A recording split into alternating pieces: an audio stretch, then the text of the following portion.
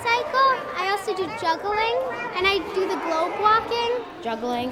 I'm doing silks, diabloing, wire walking, and I'm also a clown. Oh yeah, and I'm doing unicycle. We're practicing for the circus. It's called the One World Circus. It's really different skits put together somehow. So there's like a bathroom skit and a food cart skit. So it's like a traveling circus, and we're traveling on a plane all around the world to do different acts. I think that there is something in the idea of children really working extremely hard to master something that is very hard. To work toward a physical goal is really important for all of us, but for this age, it's really, really central to their development. My first time doing the silk, I was very scared. I could barely get off the ground, and teachers had to hold the silk so I could climb up. And now, one of my favorite tricks is balloon lady, which I was terrified of before. And you have to climb up on the silk, do a foot lock, which is you wrap the silk around your foot and you can stand on it. And you have to separate the silks, lean back on one, put your foot on the other, and let go.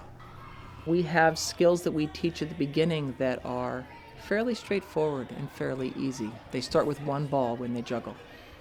And now a lot of them are juggling 3. So it's a process. When they walk across the tightrope at the beginning of the year, a lot of them need a hand. We give them a hand, they walk. Eventually they'll take a step or 2.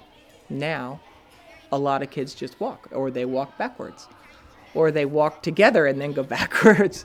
So it's a process throughout the year to get to where they're at now. I was sort of inspired by last year's, like the wire walking. It's pretty tough going backwards because you can't really see where you're going, and you have to mostly keep your balance while feeling with your feet. So it's like mostly multitasking.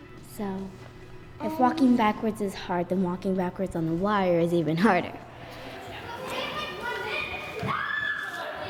I think most of the kids, they sort of see the circus every year, and so they look with anticipation that someday they're going to be doing the circus. So he's been waiting for this, He's been waiting for this, Some anxiety, but a lot of excitement too. I transferred to this school in 2nd grade, so I found out in 2nd grade, and I was like, God, make me older 2 years, please.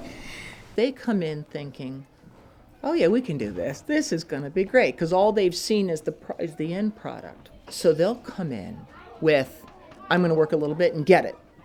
And you see it every year where they'll be really excited, and then in the beginning of about November, they're frustrated and they don't know what to do because they fall.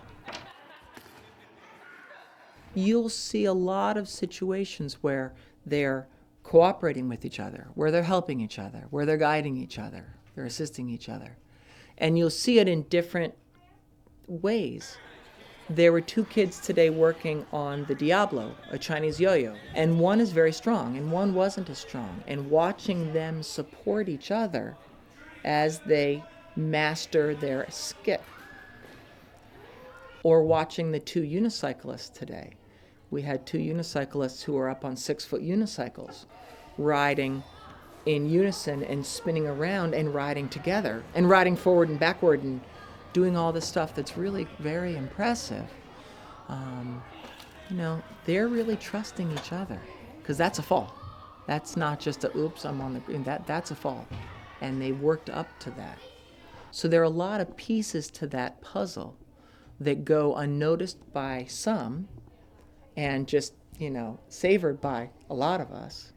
The thing I always look for is him to sort of be a self-starter, because it's easy for us to push the kid, but when the kid starts to push themselves, that's when I think they're making great strides. I think some of that can be attributed to the circus and the things they've had to do, because they had to make a commitment. At the beginning, when you just start it, and you're really excited, and it's seems like the first circus is so far away, and you have so much time. And then when you get closer and closer, it gets a little bit more scarier and scarier. We started the countdown about 6 weeks ago. 9, 8, 7, 6, 5, 4, 3. I think we're ready, but like some of the things still need some practice, you know? Well, we're working on it. In addition to, of course, they can learn to juggle and they can learn to ride and they can learn to tightrope walk and all these things. Some of them take the circus skills with them, and that's fine.